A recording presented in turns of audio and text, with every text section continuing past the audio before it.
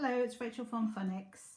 I've seen on the internet lots of children have been drawing pictures on plates and then adding water to see it float up off the plate, and I just thought, oh, I'm sure we could do something for Phonics along those lines.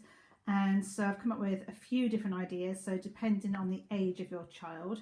So the first one, we've got some lines and some zigzags and circles. It's just basically mark making, so your younger children, nursery children, can have a go at doing this. Now it's just the mark making on the plate that we're worried about. The fun bit is then just adding a bit of water.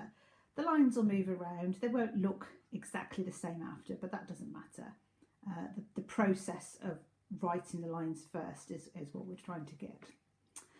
Then for other children who might be ready to do some writing of their letters, it might be children starting school in September or already at school in reception, so they can practice writing some of their letter sounds, add some water and see them magically float. So it's just again an exciting way to get them to practice their letter formation.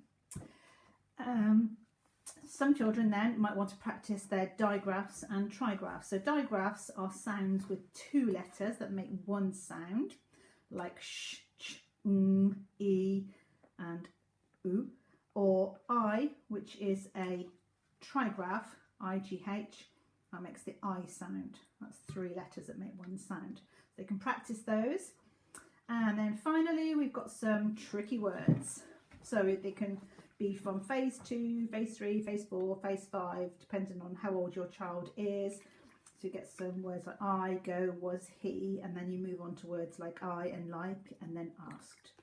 So it's again just having a go at practicing writing those letters, adding some water, and just having the fun of seeing them move around after. So I hope that motivates some of your children to have a go at mark making, letter formation, or practicing their tricky words. Thanks very much. Bye bye.